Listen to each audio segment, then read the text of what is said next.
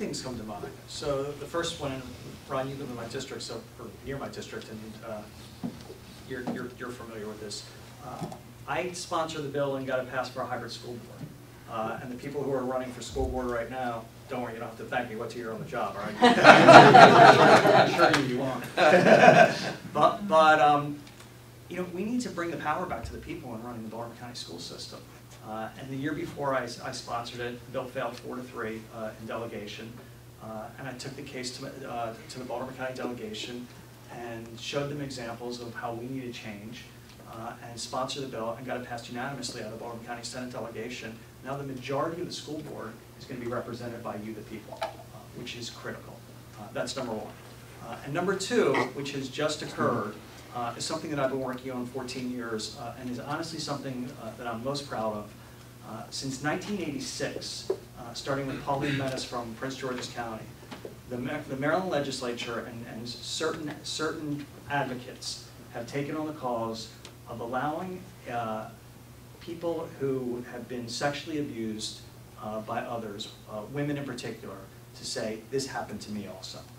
It's the Nassar case in Minnesota, it's the Bill Cosby case in Pennsylvania, and for years, legislators have put in legislation called prior bad acts legislation. I got into Annapolis in 2002. I read a Maryland Law Review Journal article about it in 2004. I took the bill up about 6 or 7 times in the last 14 years. I got it out of the Senate 3 times, but could never get it passed through the House. This year I got lucky. 2018 is the year of the woman. And I have a fantastic, I'd love to take all the credit myself, but I found a fantastic cross-file Delegate Attleberry from Prince George's County. And we took it to the legislature this year, made our case in the Senate, and it's easier to get something passed when you're in that body. And got it out of committee last week, got it to the floor. Delegate Attleberry worked, got her version out, but the versions were different, and this is where they usually just kill it in conference committee. And Thursday, the House version came over, which was fine. All the state prosecutors across the state like it. Scott Schellenberger likes it. Marilyn Mosby likes it. The Somerset County and Wycomico County state's attorneys like it. They've all come together and supported it. And you are allowed, with 90 days notice, given to the defense counsel and the right to cross-examine the defendant in the judge's chambers, to say, this happened to me also. The 14-year-old stepdaughter who gets molested by her stepfather, and the 17-year, and she's on trial, he's on trial, and the 17-year-old stepdaughter says, this happened to me also.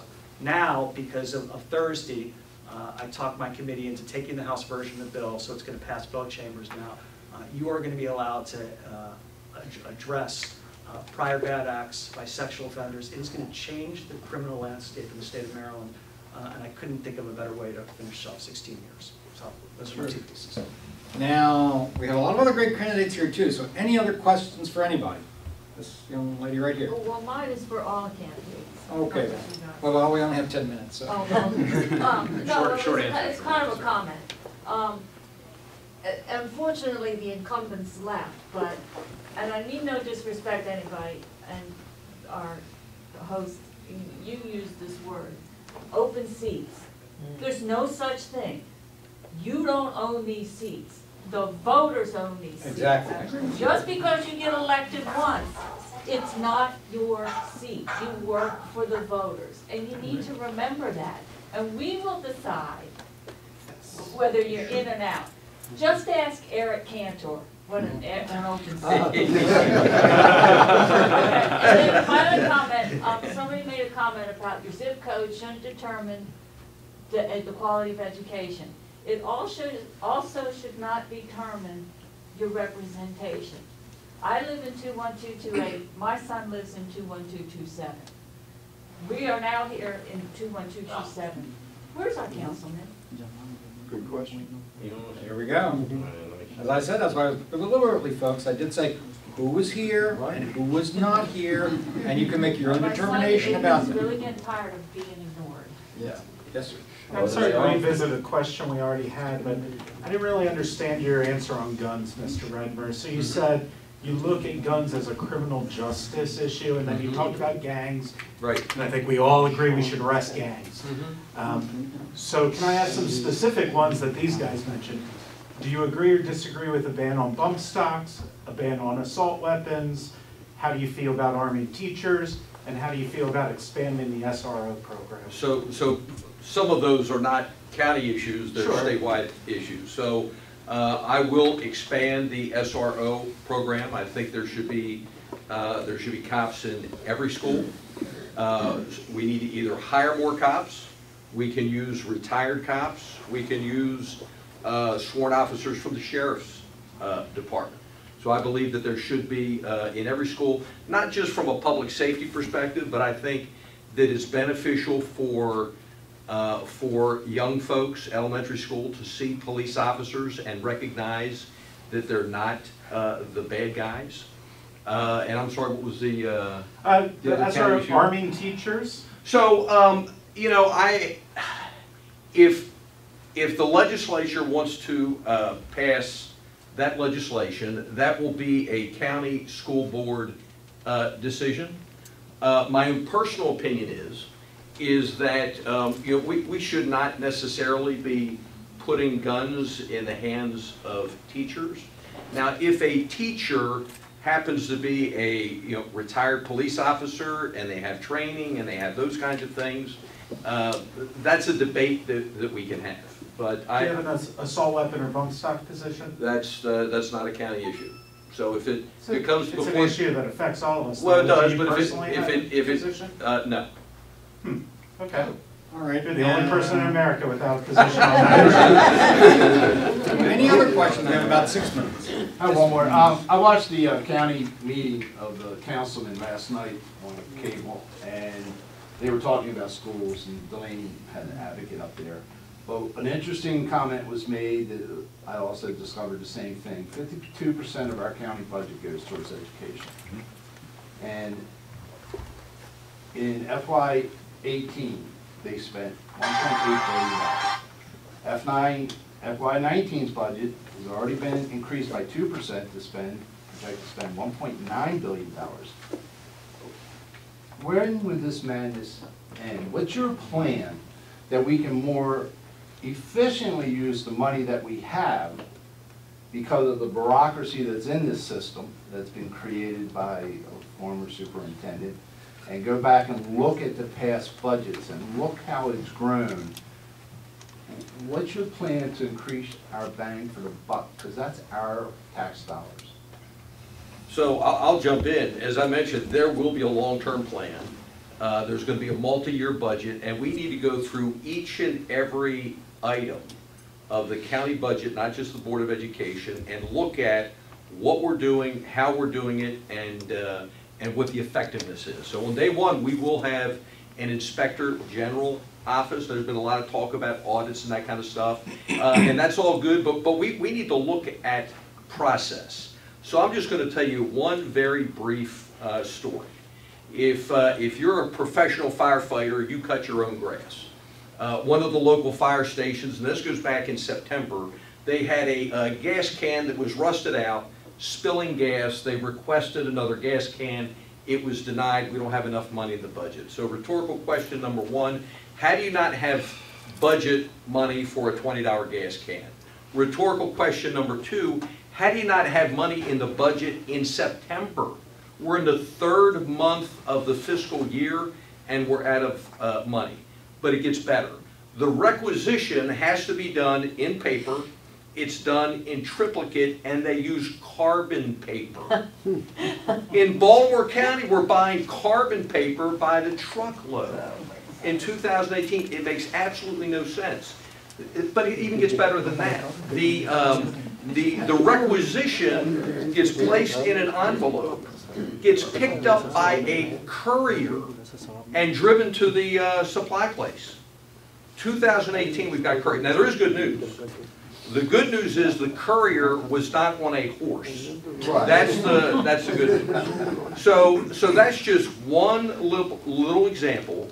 So while we're going around the county and identifying all of the issues and quantifying and prioritizing and developing a long-term plan.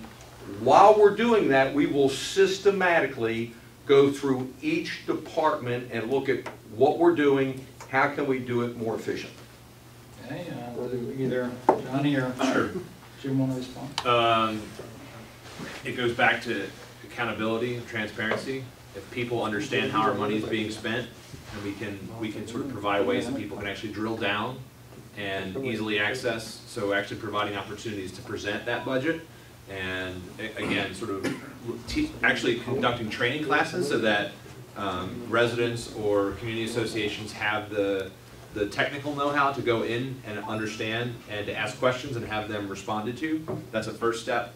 But we already know there are problems, right? We already know that we're spending almost $300 million on a one-to-one laptop program, for example, that's completely inappropriate for first graders to be on a device every day. I agree. We already know that in Baltimore County, we're spending upwards of $100 million a year for mid-level administration. Not administration, mid-level administration. That has no direct impact on the front lines. So in addition to being more accessible and transparent, I also want to make sure that we're prioritizing our spending right first.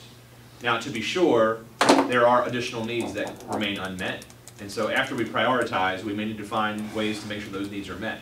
But I think people have more confidence in saying we need additional resources to meet those needs after they know that things are transparent and our priorities are right. Inversion? So, word? sure. So I agree with Johnny, and I think it makes a good point on the $300 million and the one-to-one for every Baltimore County student.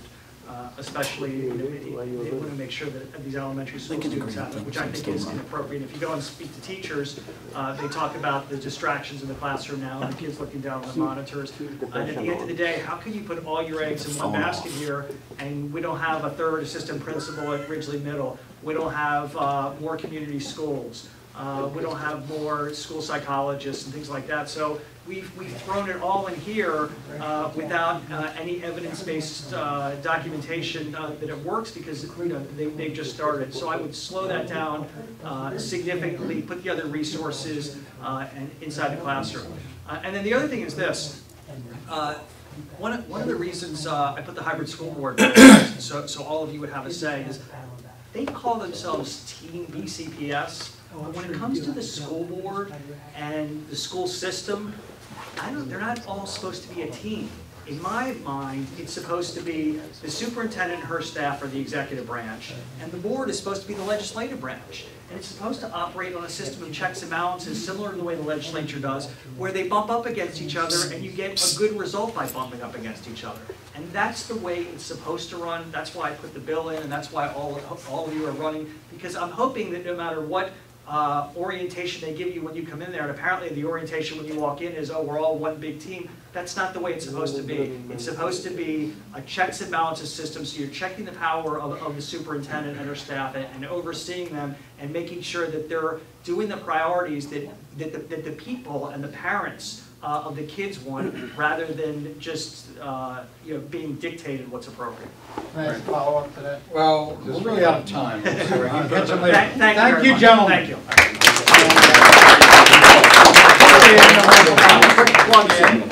This was presented today by TV for Baltimore, and of course, World Media City TV and Radio. You have your own TV station right here on Adams Ferry Road, and we want to have candidates back for individual interviews. We will have other forums. We can have debates before the primary, as well as before the general election. But my last word is simply, I go by my favorite philosopher, Mark Twain. He said, loyalty to your country always. Loyalty to the government when it deserves it. Please be informed voters and make sure you deserve the government you get. Thank you and happy Easter.